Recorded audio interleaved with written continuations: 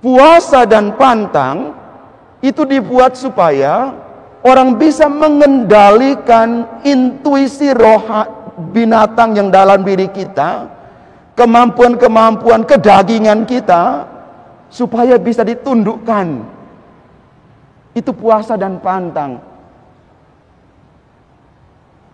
Dan itu juga adalah kesalehan. Di Jawa ada istilah mutih.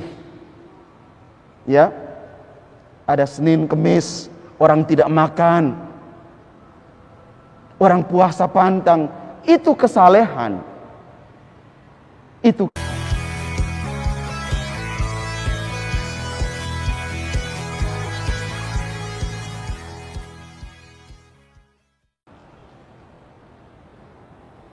intisari dari kehidupan beragama apapun itu adalah setiap orang secara pribadi atau kelompok berjuang untuk mendapat yang namanya kesalehan hidup. Sehingga mau agama apapun itu, yang diajarkan adalah supaya orang mendapat kesalehan hidup, hidup rohani, spiritual yang bagus. Sehingga kalau jemaatnya kurang tertib,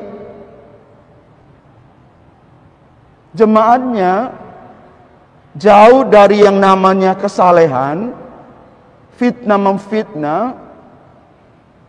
itu berarti belajar untuk lebih belajar mengetahui isi agamanya mungkin keliru. Saya tidak bisa katakan salah loh. Kalau salah itu sudah memvonis orang. Tapi keliru itu masih bisa diatur untuk menjadi baik dan benar. Dan di dalam kekristenan, kita bergerak dari bangsa Yahudi, ada 3 kesalehan utama supaya orang mencapai keselamatan. Doa, puasa, dan pantang. Hal ini yang diturun-temurunkan sampai hari ini. Doa, puasa, dan pantang. Sehingga perhatikan, banyak orang menemukan cara berdoa, model berdoa. Tujuannya apa? Supaya orang punya kedekatan batin dengan Allah yang dia sembah.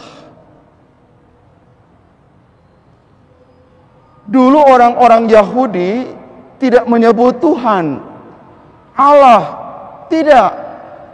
Mereka menyembah yang namanya Elohim, Yahweh.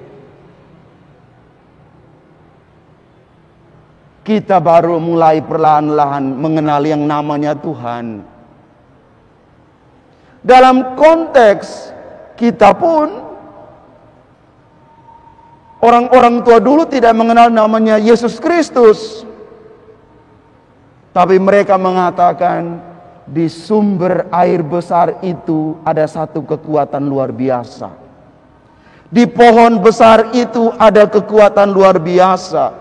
Di batu besar itu ada kekuatan luar biasa. Di gunung itu ada kekuatan luar biasa. Mereka tidak tahu itu namanya Yesus.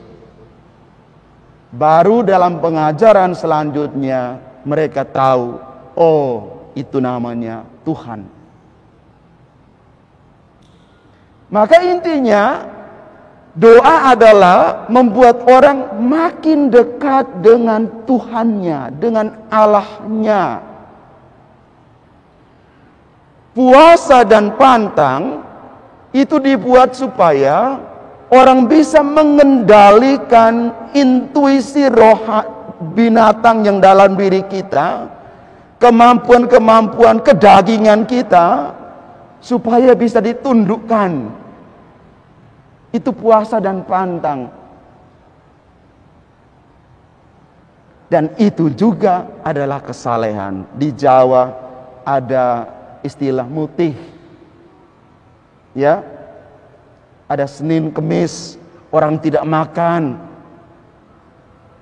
Orang puasa pantang. Itu kesalehan. Itu kesalehan.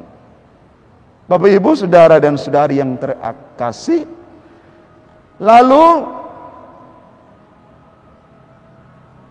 pesan firman Tuhan ini untuk kita apa?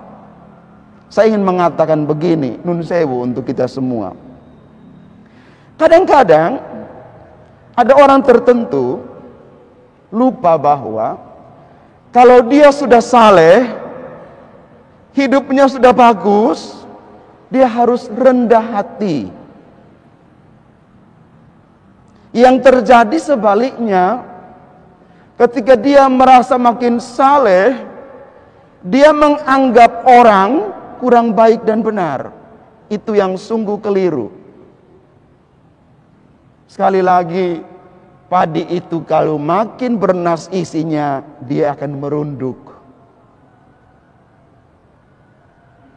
Orang yang makin banyak ilmunya, dia harus makin merunduk, makin rendah hati.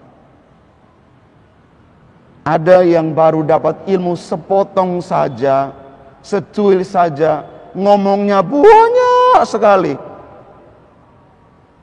Sekali lagi, yang tidak banyak omong, diam saja mendengar, belum tentu kurang ilmu. Yang banyak ngomong, minta maaf, bisa jadi dia bicara dari kekosongan dirinya. Karena dia sementara mengalami keampaan diri, maka dia berjuang untuk mengeluarkan sesuatu yang kosong dari dirinya. Mari kita mohon rahmat Tuhan supaya kita juga belajar untuk punya kesalehan hidup tiap hari. Tetapi kesalehan yang membuat kita semakin rendah hati di hadapan Tuhan. Kenapa?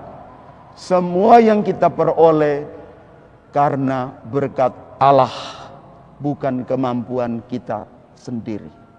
Tuhan memberkati kita. Amin.